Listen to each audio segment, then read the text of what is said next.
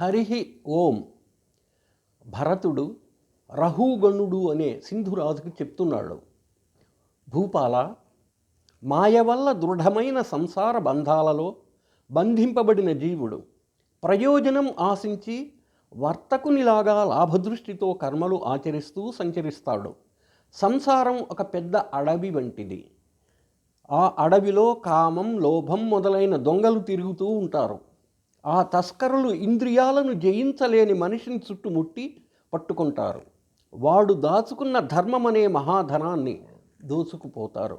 అందువల్ల సంసారం పట్ల కోరికలు పెంచుకోకూడదు. అరయగ సంసారాట విదరలక ఈ పుత్రమిత్ర దారాదులనంబరగుచు నుండెడు వృకములు పరువడి నరభస్తములను భక్షించువడిన్. సంసారం అడవి వంటిదని చెప్పాను. ఆ అడవిలో కొడుకులు, స్నేహితులు, భార్యలు మొదలైన వారందరూ తోడేళ్ళు మేకలను భక్షించినట్లు పురుషుణ్ణి పీక్కు తింటారు. మలసి సంస్కృతి ఘోరకానన మందిరంబుల నెల్లదో జలగి గుల్మలతా తృణాదుల చేత గక్వరమైన నిశ్చల నికుంజములందు దుర్జన సంగలంగల మక్షికంబుల నిరోధముదన్ను సోకిన బొందుచుందురు దుర్దశన్. సంసారము అనేది భయంకరమైన అడవిలోని మందిరం వంటిది. ఆ మందిరం చుట్టూ తీగలు, పొదలు దట్టంగా అల్లుకొని ఉన్నట్లు జీవి చుట్టూ ఆపదలు ఉంటాయి. దుర్జనులు అనే కందిరీగలు జీవులను బాధిస్తూ ఉంటాయి. ఆ కారణంగా జీవులు ఆపదలకు లోనవుతారు. మరియు నీ గృహస్థ మార్గముందున ఎల్ల విషయములను బొంది విశ్వమెల్ల గడకతోడనిట్లు గంధర్వనగరంబుగా దలంచి మిగుల మోదమందు. గృహస్థాశ్రమంలో ఉన్నవాడు ఇంద్రియ సుఖాలకు అలవాటు పడతాడు. వాడికి విశ్వమంతా ఒక గంధర్వ నగరంలాగా కనిపిస్తుంది. ఆ సుఖాలన్నీ శాశ్వతము అనుకుంటూ సంతోషపడుతూ ఉంటాడు. మరగి కాననమున గొరవిదయ్యముగాంచి యజ్ఞిగోరి వెంట నరుగుమాట్కి కంచెనంబుగోరి కలవారి ఇండ్ల పంచలను దిరుగు నరుడు చలనమంది. అడవిలో రాత్రిపూట కొరవిదయ్యాన్ని చూచి ఏదో నిప్పు అనే భ్రాంతితో దానికోసం దాని వెంటబడి తిరిగినట్లు ధనం కోసం భాగ్యవంతుల ఇళ్ల చుట్టూ ఊరకే రాకపోకలు చేస్తూ నరుడు వ్యధలకు లోనవుతాడు. బహుకుటుంబీయగచు బహుధనాపేక్షచే నెండమావులను గని ఏగు మృగము కరణి ప్రేమ చేసి పరుబులు వారుచు నొక్కచోట నిలువకుండు నిపుడు. పెరుగుతున్న కుటుంబాన్ని పోషించుకోవటం కోసం ధనం సంపాదించాలనే ఆరాటంతో ఎండమావుల వెంబడి పరుగెత్తే మృగంలాగున నరుడు పరుగులు పెడుతూ తిరుగుతూ ఉంటాడు. మరియు నొక్కచోట మత్తుడై పవన రజోహతాక్షుడగుచూ చూపుదప్పి దిక్కెరుంగక ఒండు దిశకేగు పురుషునికరణి దిరుగు నరుడు నరవరేణ్యా. రాజేంద్ర, అడవిలో పోతున్నవాడు ఒకచోట మైమరచి ఆగిపోయి సుడిగాలి వల్ల రేగిన దుమ్ము కనుల నిండా పడి చూపు తప్పి దిక్కు తెలియక మరొక దిక్కుకు పోయిన విధంగా నరుడు సంసారంలో త్రోవ తప్పి అక్కడక్కడే తిరుగుతూ ఉంటాడు. అయ్యా, నరుడు పడే నానా విధాలైన పాట్లు ఎన్నని చెప్పను.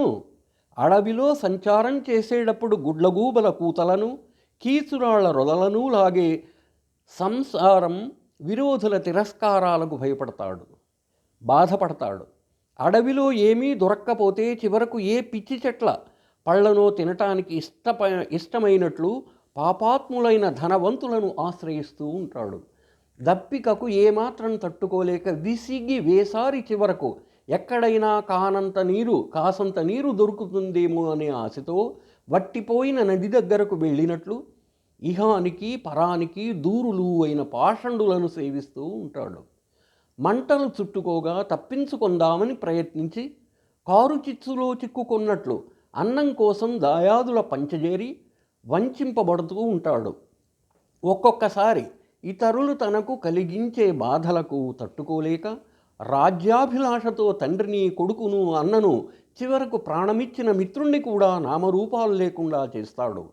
చివరకు బలవంతులైన వారి చేత చావు దెబ్బలు తిని డబ్బు యావత్తూ పోగొట్టుకుని దిగులుతో కృంగిపోతాడు. గగనంలోని గంధర్వ నగరంలోని గాలిమేడలను ఊహించుకొని మురిసిపోయినట్లు సారం లేని సంసార సుఖాలు అనుభవిస్తూ అందులో ఏదో ఆనందాన్ని జుర్రుతూ జీవిస్తాడు. కొండలెక్కేవాడు ముళ్ళు రాళ్ళు గుచ్చుకొని పాదాలు బొబ్బలెక్కి బాధ పెడుతున్నట్లుగా గృహస్థాశ్రమంలో చేపట్టవలసిన కార్యక్రమాలలో నానా విధాలైన బాధలతో వ్యసనాలతో పీడింపబడతాడు. ఒక్కొక్కసారి ఆకలి మంటలకు తట్టుకోలేక ఇంట్లో అందరి మీద అనవసరంగా విసుగుకొని కసురుకుంటాడు. అడవిలో కొండ చిలువ వాతబడి మెలికలు తిరిగి స్పృహ కోల్పోయినట్టుగా ఇల్లనే అడవిలో రాత్రివేళ ఎలా తోచక నిద్రలో మైమరిచి పొరలుతూ ఉంటాడు. అరణ్యంలో గడ్డితో కప్పబడిన పాడుబావిలో పడిపోయి పాము కాటుకు గురి అయినట్టు సంసారంలో దుర్జనులు పెట్టే బాధలను మనస్సు కల్లోలపడి కనులుగానక అజ్ఞానమనే చీకటి గోతిలో పడతాడు.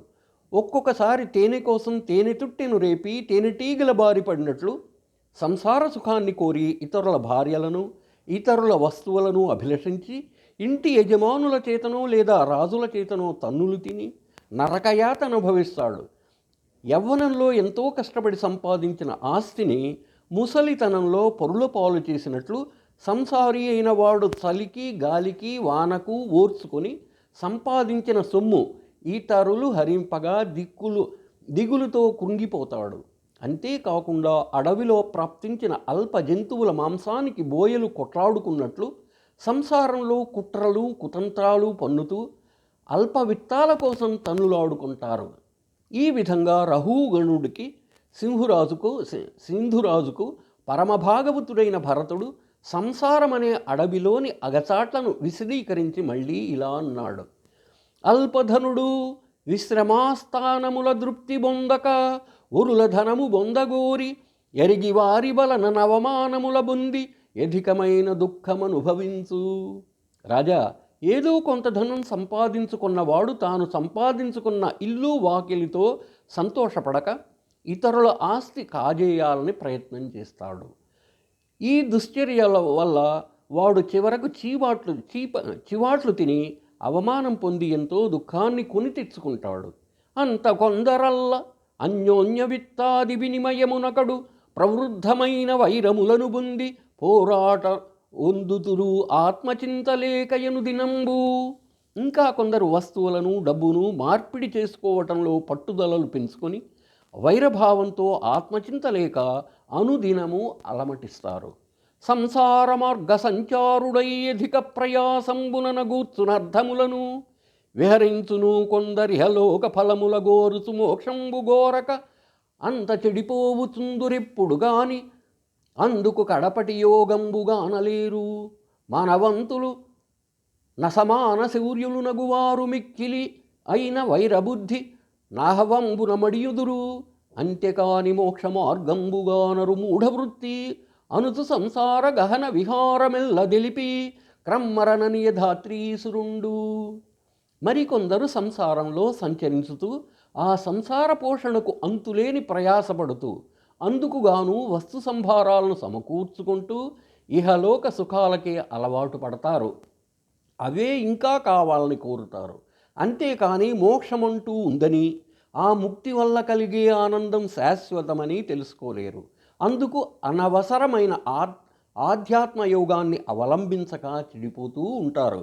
అభిమానవంతులైన వారు సాటిలేని సౌందర్యవంతులైన వారు పరస్పరం వైరం పెంచుకొని సమరంలో ఒకరినొకరు చంపుకుంటారు. అంతేకాని ఆ మందబుద్ధులు మోక్ష మార్గాన్ని అసలు దర్శించనే లేరు. ఈ విధంగా సంసారమనే అరణ్యంలో విహరించే వారి వృత్తాంతాన్ని భరతుడు తెలియజేసి మరలా సింధురాజుతో ఇలా అన్నాడు. కొందరు కాలచక్రమనే నియమించిన ఆ చక్రాయుధుని కొలువక కాకుల్లాంటి వారు, గ్రద్దల్లాంటి వారు, కొంగల్లాంటి వారు అయిన పాషండులతో స్నేహం పెంచుకుంటారు. వారి వలలో పడి వంచింపబడతారు.